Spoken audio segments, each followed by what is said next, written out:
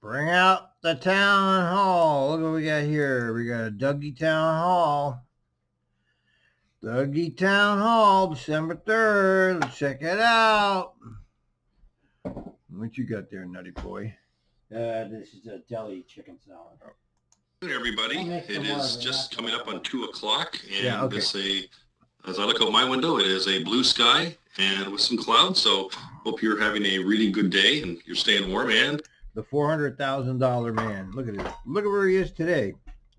He's got. Where's he sitting? Boy, he's got quite the little picture window there, doesn't he? you're staying safe. Hope everybody also had a really good Thanksgiving. I know it's a different one this year. Everything seems to be different this year. I know for my wife, Janet, and I, we had hoped to connect with our family, but we decided to do it very quiet and private and all in the spirit of being safe. So I hope you took those right safety precautions yourself. And just while we're on that, Says the guy who gets to stay home and get full pay. that was Thanksgiving, but we know we're coming on the holiday season here right now, and it's going to be so tempting to connect with families and loved ones and friends, but be really, really cautious. We are in a significant up spike, as we'll talk about here in a minute. On the plus side, it's only a 2% death rate. Of course, the lingering side effects can be bad in quite a few cases. Actual results across around the world, in this country, in the state, in this region, and yes, and in TriMet too. So we're not exempt from this. So please take serious precautions that you normally wish you didn't have to. So don't let emotions overrun the logic here. There is light coming our way in the vaccines, but we'll talk about that in a minute. So, but really pleased today to have Dee Brookshire, Nancy Young-Oliver, and Allison Langdon from our great finance team to join us. Okay, the finance people are always worth listening to. That's one thing that we should always listen to, the finance people. They've got an update for us, and then we're going to open it up for Q&A, and then at the back end, I'll open up for some broader Q&A that Deanne will grill me on like she always does. Is that a picture behind him? So, but is this a picture behind him, or is this a picture window? I wonder what that is. For that, got a couple quick updates for everybody. As we know, the cases are spiking on COVID. We have to give an update on COVID at every session because of its significance. Our update is we've now had 50 positive cases as of yesterday. 50? But it's really important here. We've had 27 positive cases in the month of November alone. So clearly we are on 27 positive cases in the month of November alone. On the same magnetic trajectory as the state, region, province, country, and the world. So please double down and be safe. So there are new guidelines that have been issued by the governor to help stop the spike and contain it. You see this going on everywhere. OHSA, OSHA, they've issued new temporary workplace safety and health rules for us all to follow. And just mentioned Governor Brown. Hopefully you're all aware of this and following the news. If not, make sure you're getting your news stream somewhere to stay in touch. The governor issued a statewide freeze, which officially ended yesterday, but not for us in Multnomah County because we're considered still in the quote, extreme risk category, the high level of case numbers load that, so these restrictions are going to remain in place for a number of weeks yet, I suspect, until we are actually in more control. So there are also travel advisories in effect, which requires quarantining after returning. So this is all about risk management. It doesn't get. And by the way, none of this is working. You have noticed that, people, right? I mean, they could have tried to do something when it first came here, but they didn't, and it looks like it's the cat's out of the bag. There's no way to get it back in the bag. Guarantee you're not going to get it, but the goal is to avoid getting it or being a carrier or asymptomatic as well. So we've also updated our own face covering standard operating procedures, which we call SOPs for those who may be newer to the organization. The main thing we all need to understand here is that everyone is required to wear a face mask. I was in at work yesterday doing some things and I had a face mask on as I entered the building, as I left, during the meeting, and no one's exempt from this. So we all have to role model it and protect ourselves and also protect from sharing from others. So the only exception clearly is if you're actively or engaged in eating and drinking, but that's the one exception, unless you've got a medical exception, which there really should be few and far between now. And again, if you are having to do it, making sure you are socially distancing. So please take those little small steps, which might seem weird and awkward, to help protect your bubble of safety and others' bubble of safety. So the VLT, Virus Leadership Team, I started back. VLT, Virus Leadership Team. In, I guess, March, is they're doing some really good work for us again. They're looking at more options for adequate space for employees and making sure that for employees, particularly when taking breaks on the property. So we don't have all the answers yet, but we're continue to pioneer through these things, and we want to try and be pragmatic, but be safe while we do it within the confines and constraints that we have. So everyone's got a role to play in this, protecting ourselves, your families, our colleagues. We do have N95 and KN95 masks that are available for our frontline public-facing employees. Please, if you need one, do ask your supervisor. Particularly if you have a pre-existing health conditions and you're at high risk of COVID, please, you should be wearing those right now. So please get them today if you don't. So and a big shout out to the procurement team who continues to do heroic work behind the scenes, making sure that we've got the right inventory levels, particularly as the global supply chain ebbs and flows on a lot of this PPE materials. So they've been doing just an amazing job for us all. So big shout out to them. If you do have a COVID safety concern, please contact your immediate supervisor. In the absence of that, you can also request a request for safety assessment, or we refer to as an RSA, and just write COVID-19 at the top of it on the form, and it jumps the queue. And we want to make sure we get on that right away to make sure we do an assessment to make sure we're taking appropriate precautions or any adjustments we might need to consider. So overall, I mentioned our results are spiking, but overall in the broader scheme of things, there's churches that have had more impact for COVID than we have. I think we've had some good fortune. We've had some good decisions that the VL team and others and the local managers and supervisors are making, all in the spirit of protecting and each of our colleagues looking out for each other. So our results are good, but we've got to keep this thing suppressed, and we're going to win. We're doing a good job overall, but we need to be nimble and continue to listen.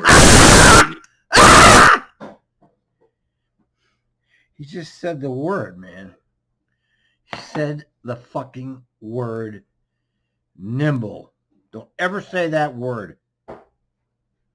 So I even got feedback today from one of our frontline operators where somebody was not wearing them, one of our contractors not wearing them, or a group of them out on the system, and that's just not good enough. So thanks to the operator for getting that in for us, and we've got the team jumping on that right now. So it takes a village, as they say, as we work through all this together. Don't quote Hillary Clinton, fucker. So, and again, just a reminder, the holiday season is such a beautiful and emotional time for all of us. And this year, please just let your heart connect with your mind on the logic and the pragmatism of being safe. And it doesn't do you any good. Well, you have a group of people together, and then only a day or so later, you've handed it off to a loved one, or they've handed it off to you, and you're now not well. So we really want to make sure everyone's protected the best possible way. So moving on from on the COVID side, the last thing I'm going to make is I have asked Sam Dessous and Marla Blagg, our Chief Operating Officer and Executive Director of Safety and Security, I'd like to get a briefing from them in the next couple of weeks around the vaccine. So the vaccine is starting to get ready to roll out. You can see even in Britain, who's certified today, the UK, they're rolling out Pfizer's literally, I think it's today. Vaccines usually take years to test and review. This is going a little bit too fast. I think I'll wait on mine till it's been out for a while. And we're on the list of essential workers. So I've asked them, when our time comes, what does our specific implementation plan, as opposed to everyone just does a freelance rollout? And knowing there can be side effects with this, and as they don't know what the side effects are, myself very much included, What is our rollout plan? Who, where, when, how, and why? What does that look like? Knowing there could be some side effects to come with this. So I've asked them for a briefing in the next couple of weeks. So, and then we hope to bring that to you. And I've asked as a result, JC and Deanne, I want to put this on on one of our town halls just like this in early January. But it's the great news is there are a few alternatives for a vaccine that are on its way out. And I think we're a 1B category after healthcare workers. Those are elderly and in need of or high risk profiles. But my understanding is we're in that next category to come. So that's still a lot of people ahead of us, millions. But we need to get ready now around what does it mean for us and our implementation. So get ready. There'll be more to come there. And we're also going to see if we can get the OHA through Dr. Vines back in maybe in later January to talk about when our time does come for these vaccines. Can't wait, huh? What can we expect? What are the side effects? What should we be concerned around? What should we not be concerned around? So as we all we want to be as open and transparent in these conversations that we're all going through for a very first and hopefully only time as possible. So we want to kind of bring the experts in rather than we're just not experts in this area. So these are a couple things you can look forward to that are coming here in the month of January, and hopefully we can tee that all up for you. So stay tuned on that. Next topic is winter weather. So although we look outside, it was a little crisp last night, but you kind of get that feeling that we're getting close to the freezing mark at nights. So you never know with the right cocktail of weather and depending where you live, elevation or geography wise. Want to remind everybody to get your traction footwear ready. Just like it was yesterday, I'll never forget one of our really important bus operators out at Center Street had not been wearing traction footwear, thought they were okay, slipped and cracked their head open in a very serious manner. And it was a serious recovery program for the person. So by wearing traction footwear, that was a great reminder. Everybody have them with you. So for the ice, the snow, etc. So it's just a little thing that can go an awfully long way. So again, it's all about protecting your safety, whether it be COVID, whether it be ice and snow, whether it be crossing the street. Those little things that help protect us using good behavior. So yeah, those. Or if you see some, I highly recommend the ice trekkers. I still have my TriMet ice trekkers. Can you believe it? I still got them. They're in the hall. I even still use them. There's still even a little bit of nail. What do you call that? Cleats on it. Somebody else who's not wearing, you might want to consider it. Just tap them on the shoulder. The village has to look out for each other and just remind them, say, hey, you may want to get a pair. So we've got them. They're available. So just a reminder to make sure you do your part too. Those are probably the most urgent updates. But now I'd like to get to the main attraction, which is really about our budget discussion. So I guess if anyone who's old enough like me can remember Bill Murray and Groundhog Day, well, that's how I akin budgeting. It just never ends. Why aren't you retired? You're older than me, I bet. Well, maybe. Yeah. How old is Doug Kelsey? You think he's over 70? Let's see. I'm almost 70. 67. Yeah, he's got to be my age. And he wants to do this shit instead of just sit around watching this shit. He wants to do this shit instead of watch this shit. It only seemed like a month or so ago that we were kicking off the budget discussion. We're just finishing up July 1st. She's got a cute little, what is it, a little dollhouse thing there? That's nice. Around last year's budget discussion, and here we are talking about our business plan with the board back in September. Here we were back in November. We'll be talking about it next week a little bit with the board. So the business plan it's totally dependent and interdependent with the budget and the financial resources that we have available to us against all those really interesting and exciting projects we have. So we're really lucky. We've got Dee Brookshire here, our CFO, Nancy Young-Oliver, who I think everybody knows Nancy. If you don't, you better know Nancy. I don't real know quick. She can put you in your place in a real friendly but smart way. And finally, Allison Langdon, who batting cleanup, I call it. You may not hear her, but she will be around to correct any and all of us, probably starting with me. So she is an amazing wizard behind the scenes and does not get the credit she really deserves. So with that, all these bureaucrats that don't help people but run everything, completely removed from the actual operation, making all the money, six-figure salaries at home. This is an important time. We all know the economy We know This is going to be worth watching. I can already tell. First of all, Dee Brookshire is always good to listen to. She's facts. No bullshit. She doesn't tell you everything. She withholds information, but you're not going to hear bullshit talk coming out of her mouth. She's just facts. She withholds some of those facts, but at least she's giving you information. We were projecting just less than a year ago, we're growing to 1,000 buses. Here comes the Southwest Corridor. Here comes a whole lot of things. Well, our world has changed. I hate to blow my own horn here, but I was saying anybody that keeps passing all these expansions is out of their fucking mind, because we knew there was going to be an economic contraction. We didn't know it would be on the back of this COVID. But we knew that they were going to pull the plug somewhere along the line here. And of course, all the taxes that have been passed don't get unpassed just because, 30 million people have lost their jobs. Those 30 million people don't seem to have they have no status whatsoever in this country, apparently. They're the dispossessed in the ditch, and they have no status. This is what we see here as we do our calls. And I watch there's several Twitter feeds I follow. Not a lot. I've got like half a dozen Twitter feeds that I actually follow daily.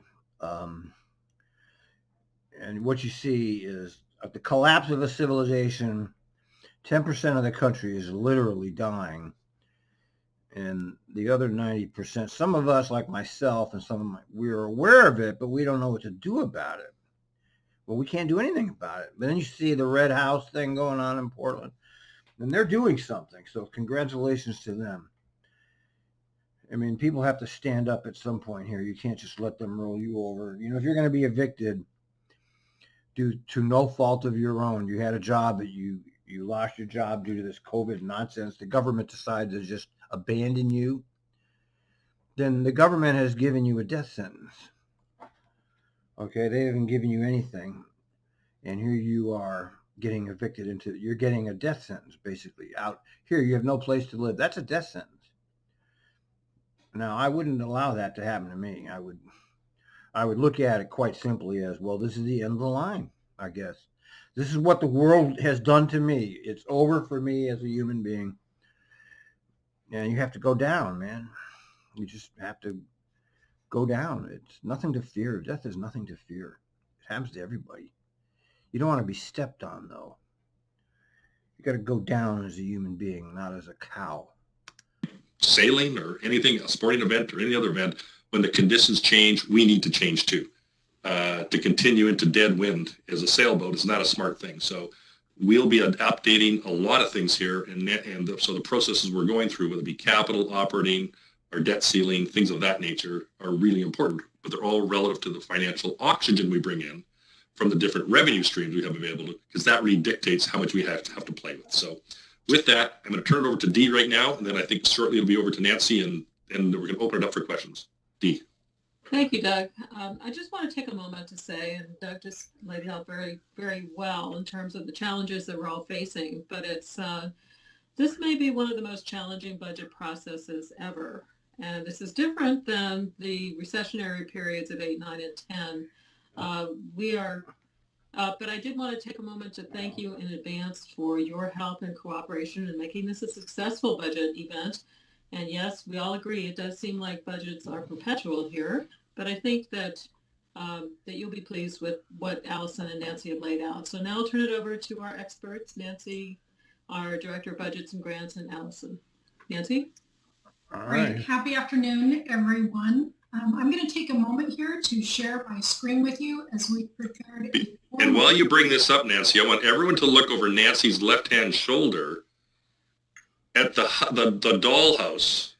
And as we all go through and live in this COVID, WebEx, Zoom world, the backdrops are actually part of the fun of what we get to see. So Nancy, you are actually at the front of the class of one of the really competing options there for a great backdrop. So cool on you. Over to you. Thank you. Okay, let's hear it. Great. Well, welcome everyone to the fiscal year 2022 budget development process. This process is completed with the adoption of the budget, which serves as the financial plan for the upcoming year.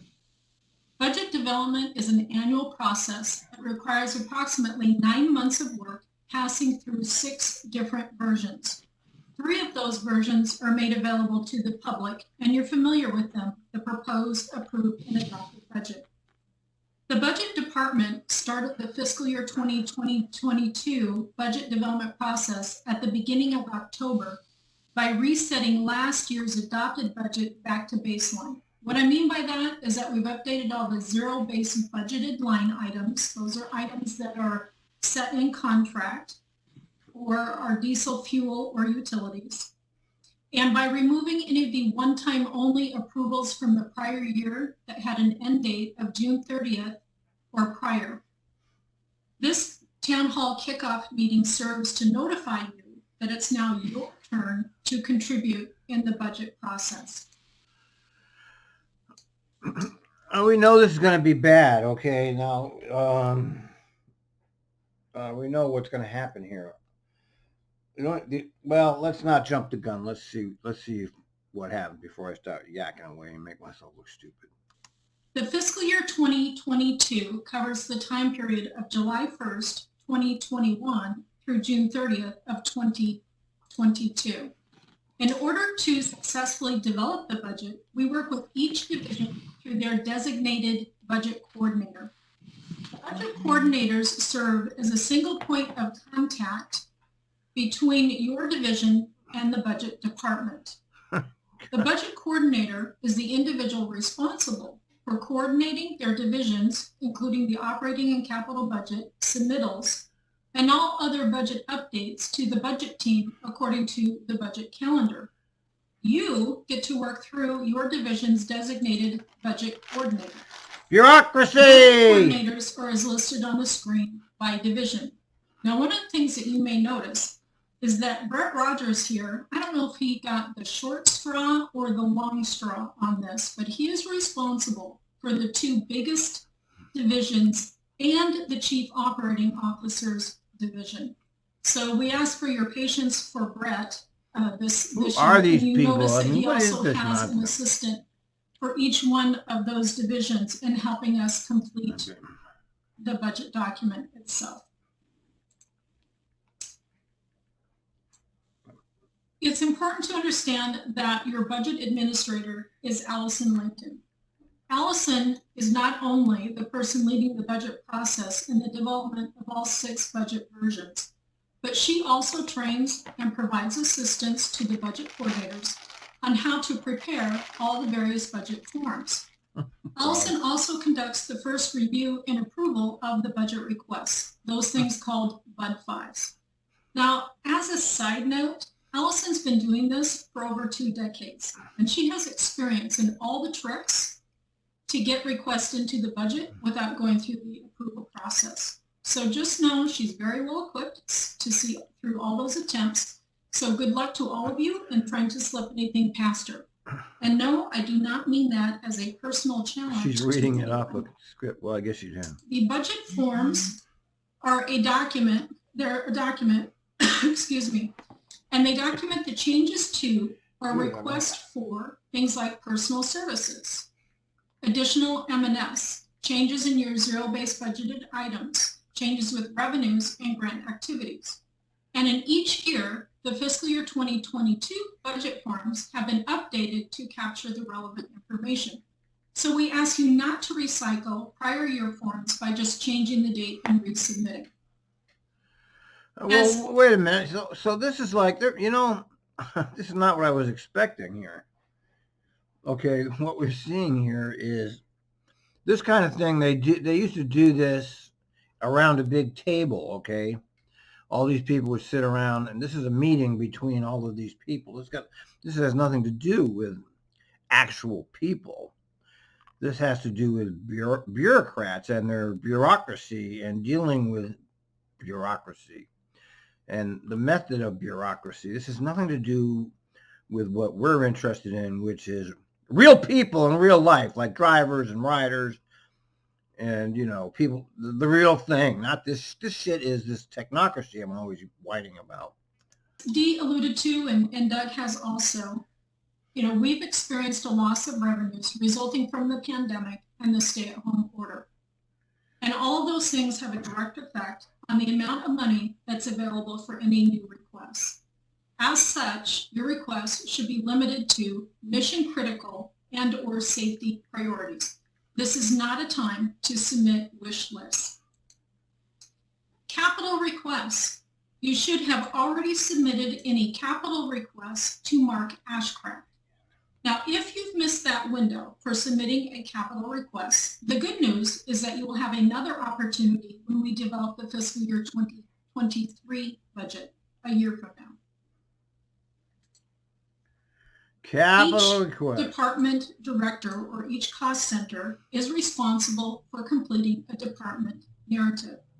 The narratives are approximately a half a page, but no more than 3/4 of a page long. So please do not write us a novel.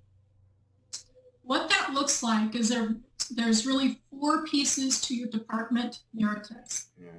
The first one is the responsibilities, and this should just be limited to 1 or 2 sentences. The second category is where you list your goals. What we're seeing here is the managers talking to each other, okay, but they're doing it in a town hall forum, which really isn't appropriate, because this is a town hall forum, and this we don't care about this, okay? This doesn't have anything to do with anybody. This is a bunch of, as I just said, bureaucrats. She's telling the bureaucrats how to do the bureaucracy here. And objectives. This is generally a bulleted or numbered list of goals and objectives for the department. The third category. Wait, stop. Let's look at this. Stop. Okay. Let's read this. Responsibilities. The Internal Audit Department performs audits and provides advisory service to give the district reasonable assurance that its control objectives are met. The key control objectives are safeguarding and proper maintenance of assets. Okay, makes sense. Compliance with laws, regulations, contracts, plans, policies, and procedures. Bureaucracy. Reliability and integrity of financial and operating information. Check. Economical and efficient use of resources. How do they even know that if they're not experts in that particular field? Risk assessments to mitigate exposure. Well, okay, business plan. Let's see. Internal business practices. Goal 1. Deliver safe, efficient, equitable service. Yeah, we hear about that all the time. Objective 13. Increase personal safety. Okay, people and innovate. Goal 2. TriMet is where diverse and talented people want to come, stay, and thrive. We've been listening to that for years. That's some baloney. Objective 28. Foster sense of community and cross-functional camaraderie.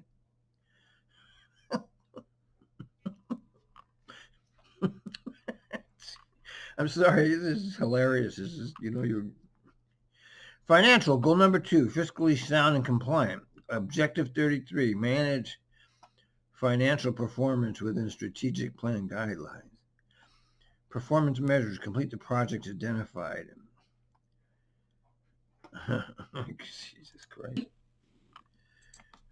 Is the business plan connection. And in this section, you're going to link the goals and objectives to the specific business plan objective. We ask that you have at least 1, but no more than 3 objectives listed. We know that many of you affect more than just 3, but we ask that you focus on the key goals and objectives from the business plan. And then the final category is the performance measures. And this is going to answer how we will know if your department has met the stated objectives. So a few comments here on the divisional productivity efficiencies. Each executive director will complete this form reflecting how the division will implement efficiencies along with a qualitative and/or qualitative anticipated savings. For example, we copied this from last year's, but for demonstration purposes. Executive Director Marla Blagg from Safety and Security submitted a staffing change that could result in as much as $170,000 in savings. Now, each form can have more than one efficiency, but you will only complete one form, and we ask that you have no more than 10 efficiencies. Let's stop her. Okay, let me look here. All right, currently the Transit Police has 6 sworn clerical staff. Why do you need to be sworn if you're a clerical staff? What do you need that? Why does a clerical staff need to be in a sworn police? All but one crime analyst, that I'm sure that's completely useless, can be filled by TriMet employees. The benefit is that positions can be downgraded, thus reducing annual pay and saving the 5% administrative overhead fee. What the hell is that 5% administrative overhead fee? To who? What does that mean?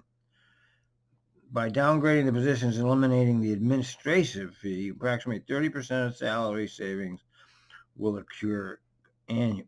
2 Bud 5 have been submitted to transition 4 contracted positions and bring them in-house. Decreased percentage calculated by comparing average salary.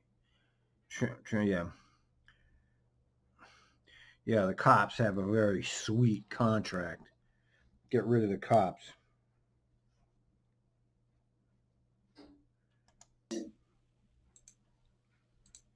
Some key dates that we want to emphasize to you. So first, December 4th, this is tomorrow, we have the budget coordinators meeting. We will review with the budget coordinators the development of the budget, explain how to update the operating budget itself, meaning personal services and materials and supplies, and how we got to the existing baseline budget. We'll help them understand where to find and how to complete all the budget forms.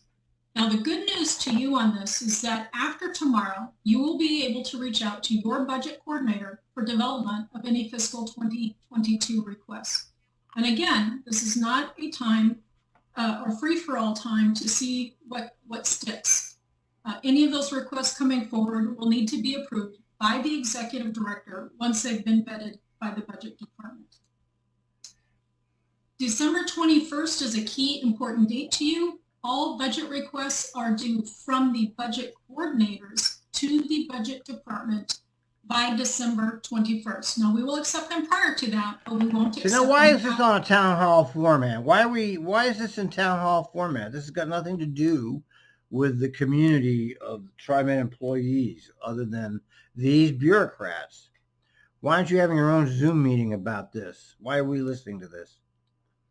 It's got nothing to do with anything that has to do with us. After December 21st. From the period of December 22nd through January 7th, the budget team will be very busy. We will be working to vet all of the forms that have been submitted. We will seek additional information and clarification and correction or errors or omissions from those forms. Beginning on January 8th through January 22nd is the general manager's review period. During this time, you may find that Doug asks you for additional information or clarification. On January 22nd starts the period of time when the budget department will implement all of the general manager decisions. Yeah, see, he makes all the goddamn decisions, man. This is the big problem I have with all of this, is that one man is running this place. This is like a kingdom. Okay, I don't know how it got set up like this, where public transportation in this country turns out to be like this independent fiefdom that's not accountable to anybody, and one man can make all these decisions about everything. I don't really get how this got like this and why, other than crony capitalism. Those decisions generally come in 3 forms. The general manager will approve a budget request as submitted. They'll approve it in part. You may ask for a petition to start on July 1, and the general manager has decided, no, but you can start on January 1st. Okay, so he'll approve in part, or he will decline on approving the decision. All of those come to the budget team and we implement those decisions during the period of January 22nd through February 28th. But in addition to that, the budget team also has to look at all of the revenues, the debt, the OPEB, the FTE, all the grants data, the budget message, all the graphs, all the organizational charts, the personal services schedule, the M&S schedule, vehicle information and trends, everything that goes into the proposed budget document. On March 24th, the budget will go before the TriMet Board of Directors in the formal budget committee public hearing for budget approval. After that time, from March 25th through April 30th, the budget team works on making final changes to the operating and capital budget. That includes revisiting all of the assumptions, all of the revenues, all of the debt, everything that I've already mentioned. And also during this time, on April 28th, we will meet with the TSCC in public hearing. The TSCC is an outside committee who reviews our budget against Oregon budget law, and they may require changes as a result of that. The TSCC is a sock puppet agency that always congratulates TriMet on their great work. I've been watching these meetings forever. They've never changed anything and they've never criticized anything. That review. On May 26th, if everything goes well, the board will adopt the fiscal year 2022 budget. And on July 1st, we will implement that budget. Now, before we move on to questions, I would just ask, and this reiterates what Dee referred to earlier, is that we ask for your patience as we work through the budget process this year. We will be doing so remotely. This is a task that we've not done before. This is a lot of hands-on documentation, so we're still figuring out how we're going to manage this remotely, but we will do so. What's the big deal? You're submitting a bunch of forms. Why is that a problem? What I'd like to do is pause and see if you have any questions for us regarding the budget. Nancy, thank you for this. I do want to maybe make a couple of comments before we open it up, just to kind of backstop what you said. It was really well said, by the way. The first thing is, because of our environment, we have to be responsive to our environment, and our ridership is down by 60%. We don't think that's going to be forever. There's a lot of things we don't know about. What does working from home mean? Many of us on this call today are working from home. Well, that's what a lot of folks around the world are all doing, and let alone in this region. You also have what's going on in the downtown central business district. I mean, are retailers going to be the magnet that they used to be? And it reminds me, frankly, somewhat, I used to live around St. Louis, Missouri, many, many years ago, where the downtown core really became under siege and challenged. So some of our fundamental assumptions are new to us. And so with that comes risk. We talked about on the COVID side. That is the case as we build risk management into our budget, because once you set it, you've got to make sure you've got all those elements that are included in it to hit your numbers, just like we do in our household, right? So the same thing here, but on a lot larger scale, on a $1.6 billion budget. So we're really looking for what's mission critical, what really needs to go and what doesn't. So we should, if there's someone we need to add a body or two in terms of a job, well, we need to be receptive to that, but that should be really exceptional. We're going to be going through lots of evolution and change here over the next year. So mission critical, if you think things on a wish list, let's try as a flyer. No, this is not the... You know what? I was hoping they were going to talk about the actual budget, and they're just talking about the process, which doesn't mean anything. I mean, you know, and I know that they're already in their minds, they already know what's going to get cut and what's not going to get cut. And we know what's going to get cut. It's going to be service, because that's mafia country. It's a mafia society we live in. These people control the money, and they make sure they have the money for them and their friends. And just like everything else in our society, the people at the bottom are going to have to suffer. This is how our society operates. This is not some secret thing. It's all out in the open. The Fed prints out $13 trillion and gives $12 trillion to their friends in the stock market. This is all out in the open. And I guess we just sit here because most of us are doing all right at the moment. I mean, the 25% of the people in the tents and the ditches, well, fuck them, right? Every man for himself in America. The only country of wealth in the world that has no universal health care. Every other advanced first world country has it, but we don't because we're so exceptional. We're a nation run by criminals. And Donald Trump was the pinnacle of this whole experience. He is the best representation of our society that we've ever had, really. A narcissistic, self-absorbed fascist and a hateful person, and it's always the other. You hate. You don't try to love. You hate. Hate sells better than love for some reason. The time for that. So I just say, hey, we really need to stick to just the basics to maintain what we're doing. There are some exceptions. There's things like transit-oriented development. Those things are very, very long in the pipeline and really complex with the outside marketplace. So we may have to look at things like that where, we're working on Hollywood Transit Center, for example, that has... All that stuff should be stopped, obviously, but it's not going to be. Don't cut your service, but they're not going to cut capital projects. The Fed will issue $1 trillion, but you're not getting any. It's the same thing. A lot of partnerships, a lot of complexity, big money. And so we're going to have to look at the odd situation like that. But as we relate to operating and running the business that's really internal, we really need to look at things on a highly exceptional management basis. So I just ask for everybody, this is flat or less to everywhere we possibly can as we look to trim our sails where it makes a lot of sense. So ultimately, we are going to be successful.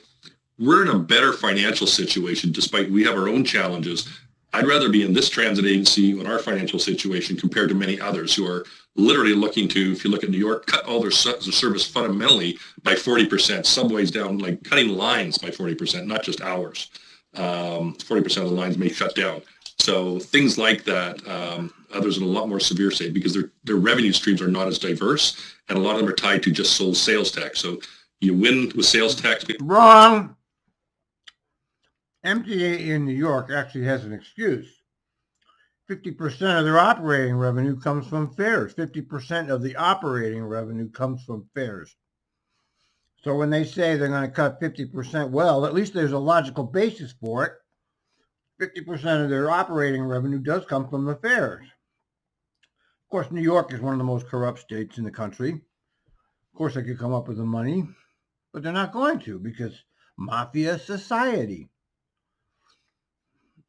Maybe higher and quicker, but can also drop a lot more precipitously, as some of them are seen significantly. So he just lied, man. I know he knows better than that. He just said New York is sales tax. I know he knows better than that. I know that what he just said wasn't true, and I know he knows it. He lies to us, and he does it very smoothly. This guy's not stupid. And by the way, before I forget, TriMet, 13% of the 6% of the total budget is fares. 13% of the operating budget comes from fares. But they have this huge capital projects department that takes money out of the employer tax revenues, the payroll tax that they get. Before we go to Nancy's questions or Dee's questions or Allison's questions, I just want to remind people, if you have topics that you really want to put forward, we try and bring forward ones that we think would be helpful, whether it be COVID, whether it be budget, whether it be whatever, racism, any and all topics are on the table. Please do take the time to, what do you want to learn about? So these are meant to be learning and informative. And also while we conduct our business. So please let us know. So that's my PSA or public service announcement for help us bring value to you. And now let's go to questions. Deanne, are you going to be able to, you want to answer the questions here to help facilitate this with Nancy and Dean Ellison? Happy to Over do to that, you bet. Yeah. So, my some love. of these, Nancy, you may have covered, but it's always good to reiterate if we need to. So how do I get changes made to my departmental budget?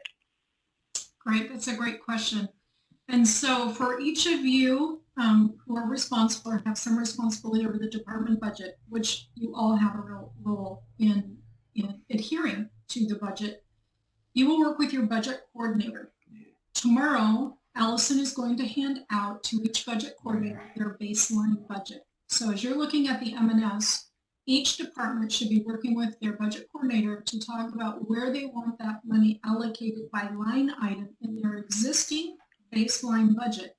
Now keep in mind, if Allison sends you $1 million, that's all you have. Don't send her back $1,000,001, she'll take it off.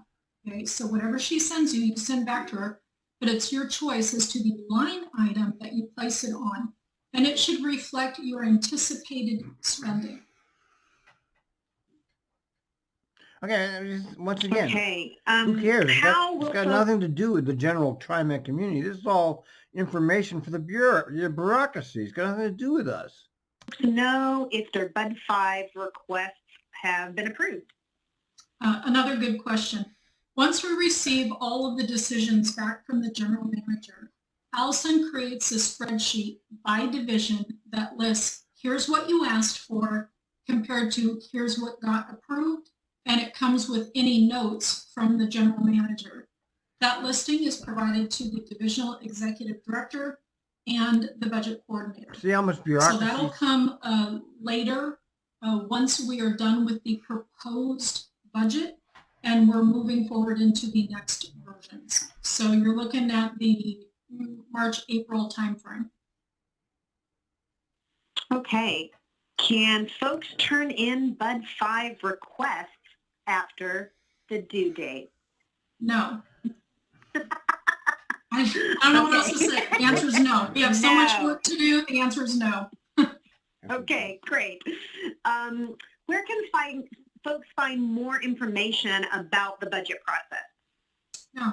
So the best place for you to find information regarding the budget process is if you go out to TriNet under the divisional dropdown and select Finance and Finance Administrative Services, select the budget team, and then under the budget team documents and forms over on the right-hand side, you can obtain the budget manual. And that has all of the details that we're handing out and we'll be training the budget coordinators on tomorrow.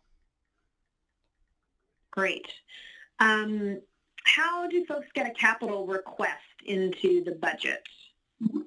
So capital requests, as I mentioned earlier in the presentation, should have already been submitted to Mark Ashcraft for preparation into the CPC process that will be, that arm wrestling for available funds will be occurring in the month of January. And so your main point of contact for that is Mark Ashcraft of the Budget and Grants Department.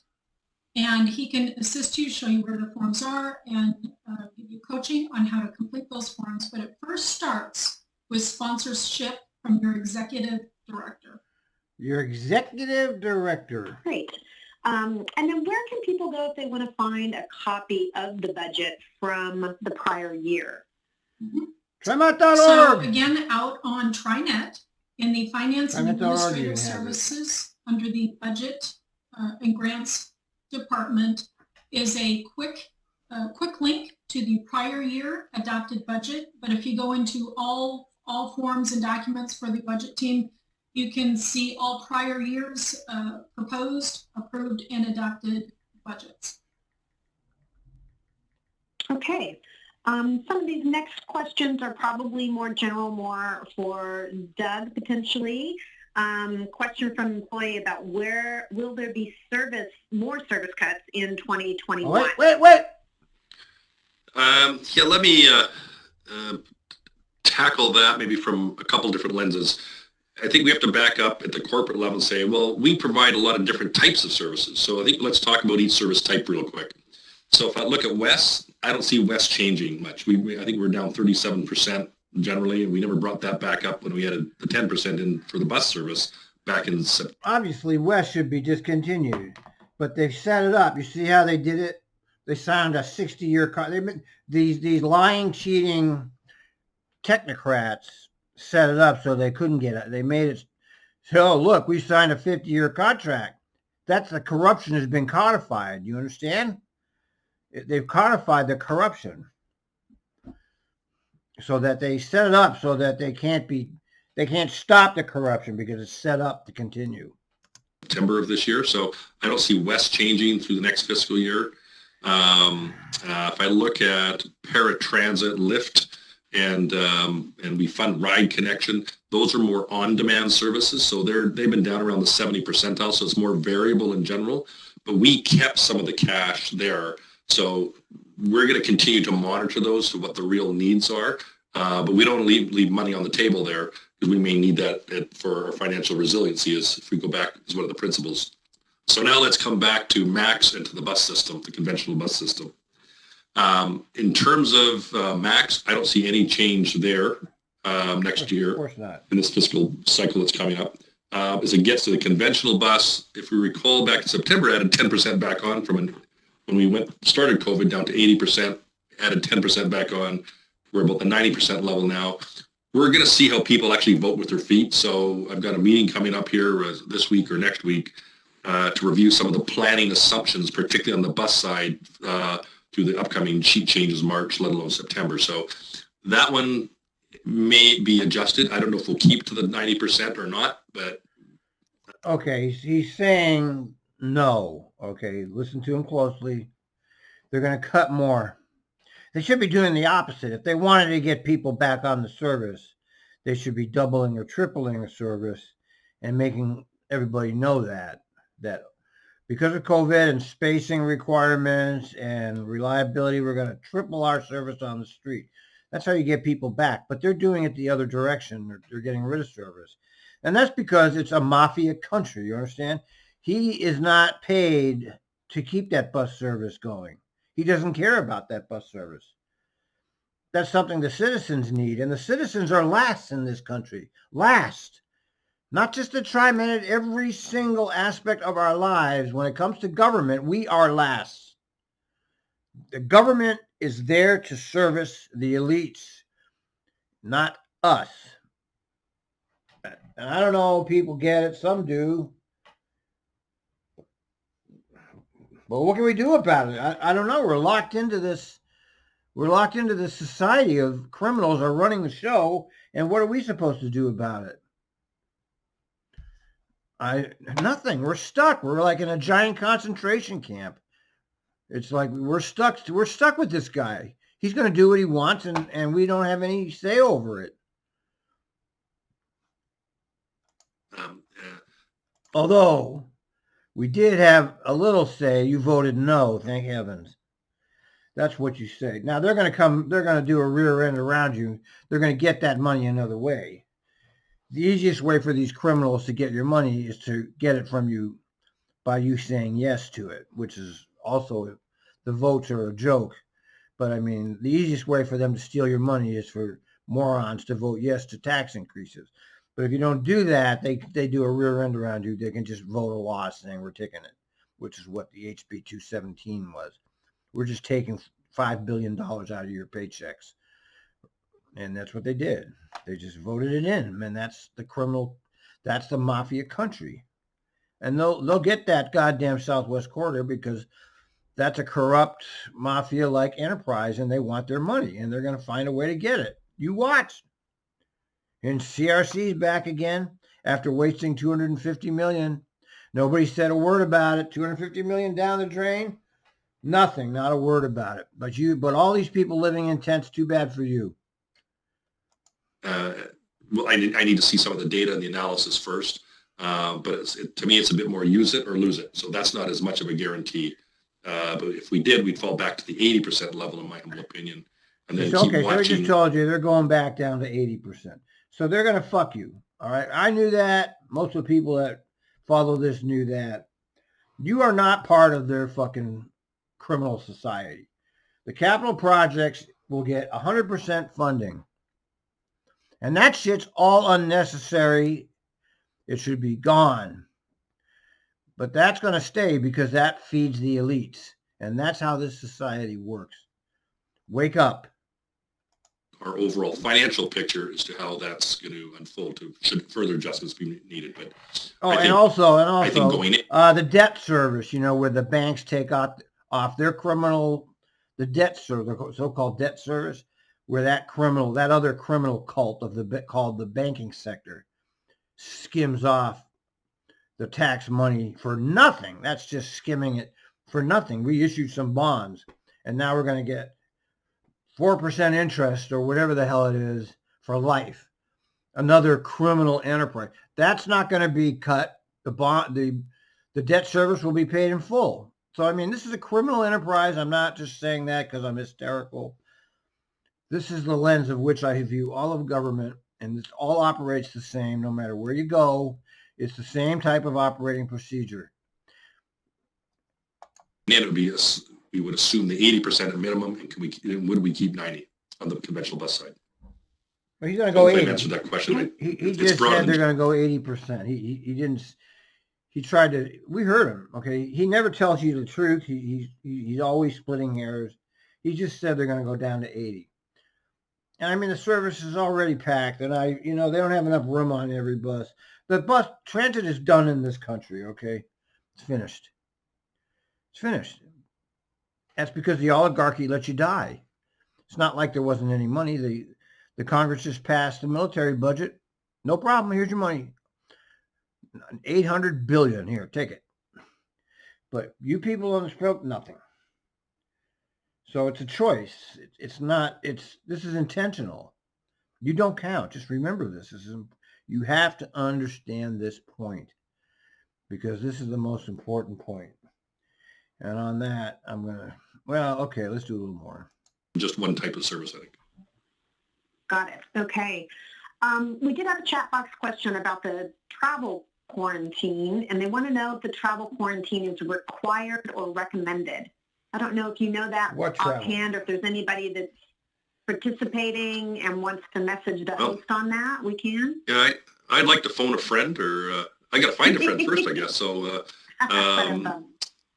yeah. So if Marla or anyone else on the line who wants to jump in, that'd be helpful. My guess is, my recollection, it was if you are leaving the state, it was intended to be a requirement, but I don't know if that still exists. So I'm going to default to others who might have information. Great. Or we'll get back to you. Feel free to message the host if you're in the audience and you know. Another chat box question: how do the funds for reimagining safety play in budgeting? Great question. Well, the first thing is when I started, I activated the reimagining. And by the way, the team did a great job. I got to give them full marks. This is such a complex social issue locally, regionally, and nationally. And we took it head on. We've got a lot of work to do, but I'm really proud of the work we did do and the outreach we went. And we ultimately came to agreement for those who are following at the board and at home. So out of it, I cut out $1.8 million to start, and that's annualized. Came out of... the great emperor of TriMet, cut out $1.8 million. The godfather of this corrupt organization called TriMet, decided unilaterally that I'm going to cut out $1.8 million. See, this kind of situation should not be allowed. These should be community decisions. But they're not, because this is a mafia country. And I'm going to keep saying it over and over and over and over and over. Have reduced police officers that were in the budget count. So I believe we're going to have to find more money. So that is the first 1.8 million are self-funded and reductions that are coming out of safety, security, and the police budget. Yeah, but that came out of unfunded police positions. That money was sitting in there, wasn't being used for it. In other words, they didn't cut anything. Do you understand? These are the kind of shenanigans you get with these kind of professional bureaucrats. They play games like that. Nothing got cut because of that 1.8 million. the next incremental from 1.9 onwards, which I do think we're going to have to find. I'm going to have to find that. Oh yeah, how could you ever find it? I mean, how will you find that? How will you find it? We just watched a board meeting that just handed one of the contractors an additional $1.5 million addition to his already in place bid. He wanted another million. You know, they just gave it to him. How will you find it, Doug? Some of us know you're lying because you find it for everything. Every board meeting, we watch you find money to give away to your capital projects people. So how will you find it? How will you find it? You lying fucking piece of shit. Against all the other asks. How will you find it? I think this is an investment we are going to have to make in the trust of ourselves. They ain't going to do shit. Speaking of this, let me interrupt this for a minute because the goddamn, the Tribune is it's like the mainstream media of government. Okay, the Portland Trib, that's like government. That's like the government's mouthpiece. Okay, and they just did an article today or yesterday. I think it was today.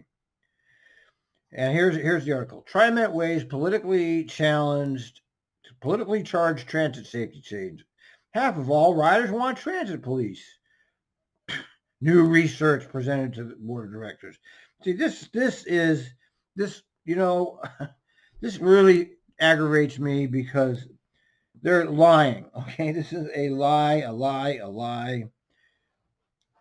First of all, the transit police have not stopped any crime on the transit district. They're never around when crime is happening. So the transit police are useless as of now.